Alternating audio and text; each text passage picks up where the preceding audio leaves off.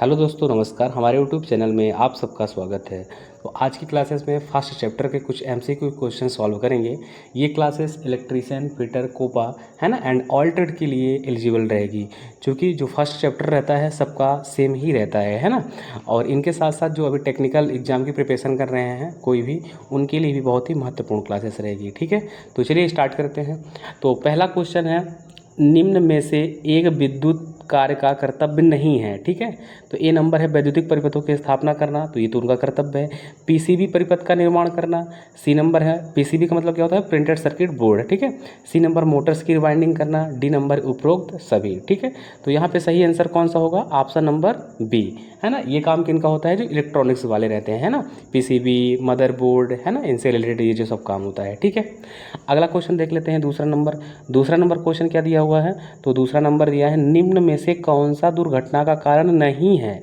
ठीक है, तो कार्य में रुचि ना होना, सुरक्षित पहनावा है ना, अधिक उत्सुक होना या अनुशासनहीन होना। तो दूसरा का सही आंसर क्या होगा, सुरक्षित पहनावा। ठीक है, क्या पूछा था क्वेश्चन, निम्न में से कौन सा दुर्घटना का कारण नहीं है, और ये पूरे के पूरे क्या है, दुर्घटना के कारण है। अगर आप किसी कोई भी कार्य कर रहे हैं, आपका इंटरेस्ट उस काम में नहीं है, तो ऑलरेडी एक्सीडेंट हो सकता है।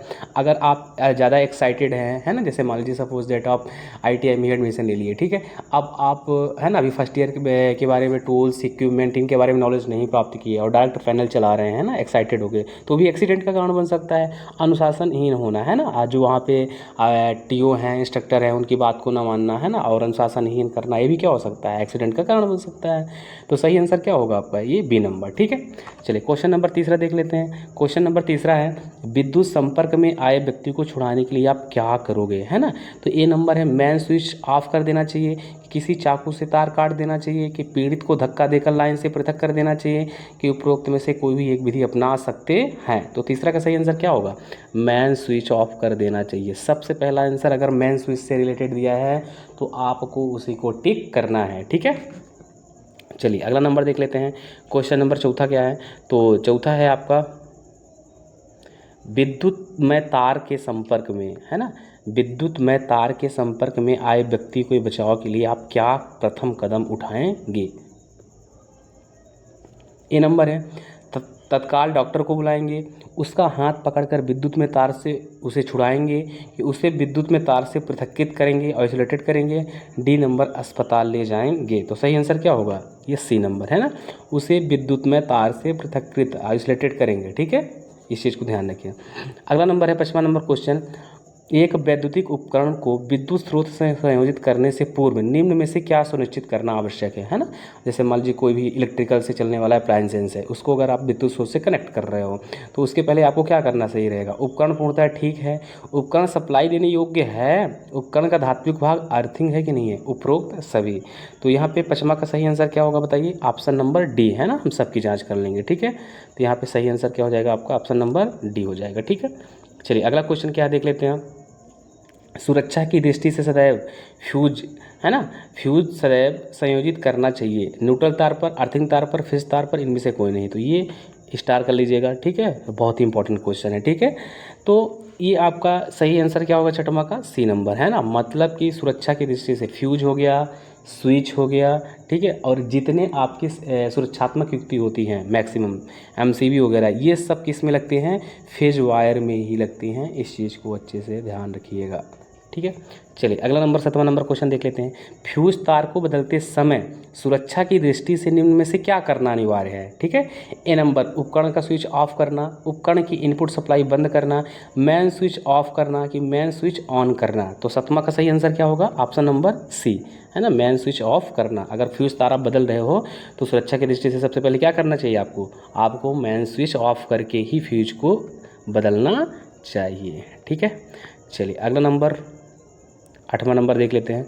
8वां नंबर क्या है क्वेश्चन, यदि हमें किसी फ्यूज, लैंप अथवा खराब पंखे को हटाना है तो इस स्थिति हेतु सबसे उपयुक्त कदम क्या होगा। आप लकड़ी की स्टूल पर खड़ा होना चाहेंगे, कि रबड़ के दस्ताने पहनेंगे, कि सिंगल पोल स्विच को बंद कर देंगे, कि मुख्य आपूर्ति को बंद करेंगे। तो इसमें सबसे सेटिस्फाई आंसर अपने को कौन सा मिल रहा है, मुख्य आपूर्ति को बंद करना। अगर हम मुख्य मेन सप्लाई को ही गिरा दिए तो इसके बाद वहाँ पर आप कहीं भी इलेक्ट्रिसिटी आएगी नहीं, फिर वो चाहे आपकी बेंच लकड़ी की हो या लोहे की हो, किसी भी चढ़ के आराम से उसको निकाल सकते हैं। ठीक है, तो आप अगर अपने घर पे भी इलेक्ट्रिसिटी से रिलेटेड कुछ भी काम कर रहे हैं तो सबसे पहले आपको कोशिश ये करना है कि मेन सप्लाई कट करने के बाद ही आपको इलेक्ट्रिसिटी से रिलेटेड कार्य करना चाहिए। ठीक है, चलिए अगला नंबर देख लेते हैं, 9वां नंबर। विद्युत कार के जूते किसके बने होते हैं? रबड़ के, कि प्लास्टिक के, कि चमड़े के, कि ये सभी के बने होते हैं? आप लोग बताइए, कमेंट करिए इसका आंसर क्या होगा। तो 9वां का सही आंसर क्या होगा? रबड़, है ना। किसके बने होते हैं? रबड़ के बने होते हैं। ठीक है, निम्न में से कौन सी सुरक्षा उपकरण पीपीई की श्रेणी में आते हैं? पीपीई का पूरा नाम पर्सनल प्रोटेक्टिव इक्विपमेंट। ठीक है, इस चीज़ को ध्यान रखिएगा। फिर इसकी श्रेणियाँ 2 प्रकार के होते हैं। ठीक है, फिर इसके बाद इनको 8 श्रेणियों में बांटा गया है ना। जैसे हेलमेट की श्रेणी में आता है, ठीक है, ग्लव्स की श्रेणी में आता है, सेफ्टी बेल्ट की श्रेणी में आता है। यहाँ से अच्छे खासे क्वेश्चन आते हैं और आप ध्यान भी रखिएगा। ठीक है, जैसे सेफ्टी बेल्ट आपका किस में आता है? श्रेणी 8 में आता है, कैटेगरी 8 में आता है। ठीक है, ऐसे ही हेलमेट किस में आता है? ठीक है, तो हेलमेट आपका फर्स्ट में ही आता है। ठीक है, जो सिर से प्रोटेक्शन करता है अपना। ठीक है, इसके बाद एप्रॉन किस में आता है? तो यहाँ से बहुत सारे क्वेश्चन उठते हैं, तो इन चीज़ को आप ध्यान रखिएगा।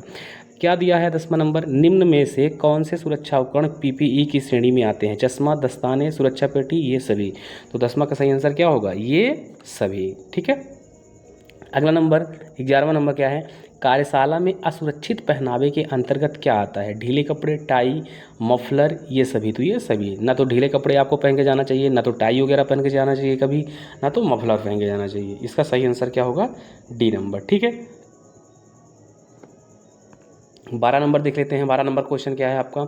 दुर्घटना टालने का सर्वोच्च उपाय है, मतलब आपको एक्सीडेंट को टालना है तो इसमें सबसे बेस्ट ऑप्शन कौन सा है? ठीक है, सुरक्षा उपकरणों को पहनना, तो ये तो सही नहीं है, इससे अपना, है ना, दुर्घटना टालने का सर्वोच्च उपाय है, हाँ है, सही है, सुरक्षा उपकरणों को पहनना।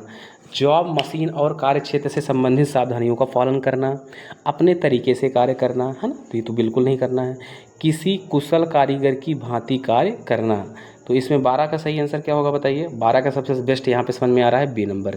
जॉब, मशीन और वर्क, है ना, प्लेस जो है, कार्य क्षेत्र से संबंधित सावधानियों का पालन करना, उससे एक्सीडेंट कम से कम होंगे। ठीक है, चलिए 13 नंबर देख लेते हैं। निम्न में से कौन सा भौतिक खतरा है? तो ये जो क्वेश्चन आता है ना खतरे से रिलेटेड, तो ये एक टॉपिक ही है और बहुत ही इंपॉर्टेंट है। आज के टाइम पे आगे आप कोई भी कंपटीशन का भी पेपर देंगे तो वहाँ भी यहाँ से क्वेश्चन उठाता है। ठीक है, तो इसको अच्छे से कवर करिए आप। ठीक है, निम्मी की बुक में बहुत अच्छे से इस चीज़ को एक्सप्लेन किया गया है। ठीक है, या तो मैं किसी दिन प्रॉपर इसकी थ्योरी ही आपको पढ़ा दूंगा। निम्न में से कौन सा भौतिक खतरा है? तो 13 नंबर का सही आंसर क्या होगा?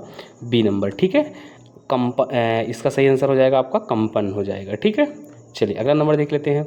किस प्रकार के व्यावसायिक स्वास्थ्य खतरे का कारण संक्रमण हो सकता है? ठीक है, तो 14 नंबर का सही आंसर क्या हो जाएगा? ए नंबर है विद्युतीय नुकसान, बी नंबर जैविक नुकसान, सी नंबर का शारीरिक खतरा, डी नंबर मानसिक नुकसान। तो सही आंसर क्या हो जाएगा आपका? जैविक नुकसान। ठीक है, इसके बाद क्वेश्चन नंबर 15 क्या है? विद्युत सप्लाई कितने प्रकार की होती है? ठीक है, तो एसी, डीसी, एबी दोनों, इनमें से कोई नहीं। तो 15 का सही आंसर क्या होगा? C number. ठीक है, एसी का इंग्लिश से क्या बोलते हैं इसको? अल्टरनेटिंग करंट, हिंदी से बोलते हैं प्रत्यावर्ती धारा, और डीसी का पूरा नाम होता है दृष्ट धारा। ठीक है, एसी की डिफिनेशन क्या है? तो वह धारा जिसका मान और दिशा दोनों समय के साथ परिवर्तित होता है वो अपनी एसी कहलाती है, और वह धारा जिसका मान और दिशा दोनों समय के साथ कांस्टेंट रहता है वो हमारी डीसी कहलाती है। ठीक है, इन चीज़ों को आगे चल के बहुत अच्छे से एक्सप्लेन करेंगे और आपको समझाएंगे। अब देखिए, ये आ गया सुरक्षात्मक, है ना, ये आ गया आपके चिन्ह से, सिंबल से क्वेश्चन। ठीक है, तो सुरक्षा चिन्ह कितने प्रकार के होते हैं आपके? 4 प्रकार के। कितने प्रकार के होते हैं? 4 प्रकार के। चारों को बहुत अच्छे तरीके से ध्यान रखिए, है ना। लाल रंग का बॉर्डर तथा लाल रंग की क्रॉस पट्टी किस प्रकार के सुरक्षा चिन्ह में बनाई जाती है? तो 16 का सही आंसर क्या हो जाएगा आपका? निषेधात्मक का। ठीक है, फिर इसके बाद इसकी आकृति पूछा जा सकता है, तो इसकी आकृति कैसे होती है? वृत्ताकार या गोलाकार। सूचनात्मक की कैसे होती है? वर्गाकार। बैकग्राउंड कैसा होता है? ग्रीन कलर का। ठीक है, और ये सब चीज़ें अच्छे से आपको याद रखना है। ठीक है, अगला नंबर है सूचनात्मक, मतलब इन्फॉर्मेशन। सुरक्षा चिन्ह, ठीक है, का धरातल किस प्रकार का होता है? जस्ट अभी ही बताया हूँ आपको। ठीक है, कैसा होता है? वर्गाकार होता है। ठीक, तो 17 का सही आंसर क्या हो जाएगा? Option number D.